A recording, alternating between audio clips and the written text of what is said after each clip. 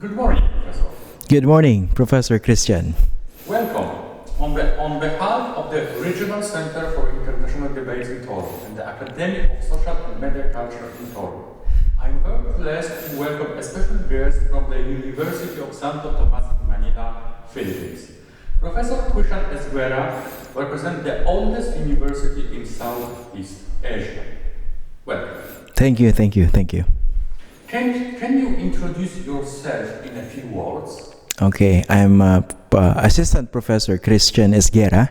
I'm from the University of Santo Tomas in Manila. I teach political journalism, media ethics, and social communications.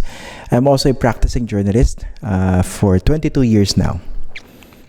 Is this your first visit to Poland? No, this is my third visit to Poland. What are your impressions of your visit to Poland? What do you think about Poland?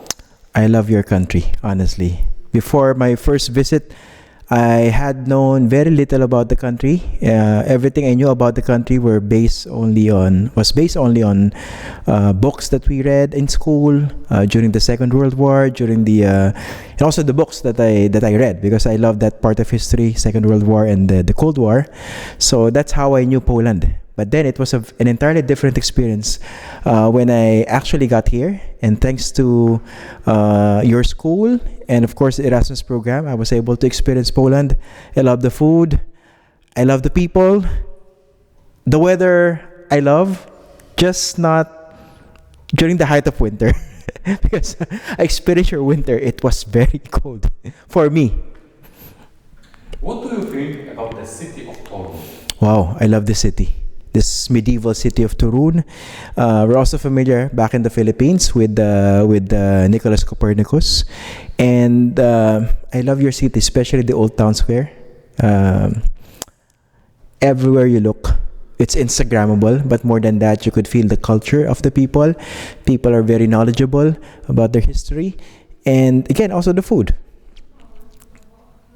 Your visit to Poland takes place thanks to the Erasmus Plus program. What do you think about that program? It's very kind of the Erasmus program to actually facilitate this people-to-people exchange. This is very effective in terms of, and very important in terms of bridging two cultures, exchanging ideas, even research collaborations and academic engagements. This will definitely bear fruit, not just in the short term, but definitely in the long term. So I'm happy that our institutions are linked because of the Erasmus program. For many years, the University of Santo Tomas in Manila and the Academy of Social and Media Culture in Toruniu have been cooperating in the field of academic exchange, joint research, publications, and participation in conferences. How do you evaluate the level of cooperation with the university in Toruniu? It's at a very it's in a very good situation right now, but we can still improve on that. It can only get better. It's already good now. It can only get better. One of the most important problems, one of the most serious problems of our times is the war in Ukraine. Poland has accepted many refugees. What is the Filipino point of view on the ongoing aggression by Russian troops on Ukrainian territory?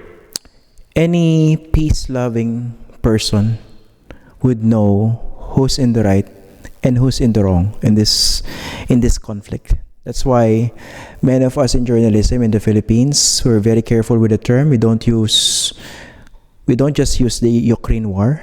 We say it's the Russian invasion.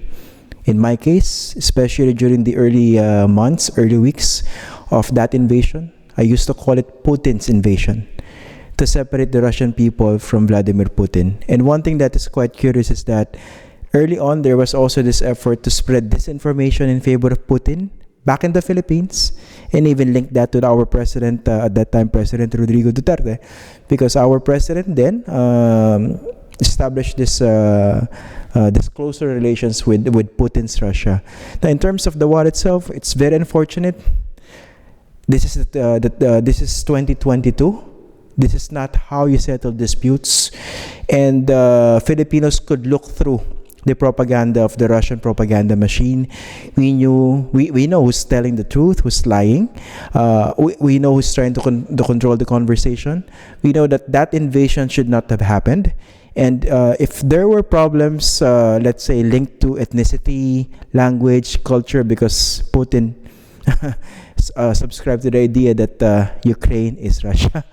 Okay, so if that was his point of view, that should have been settled in other ways, but definitely not by bombing cities, killing people. Thank you very much, Professor. Thank you, Professor Christian.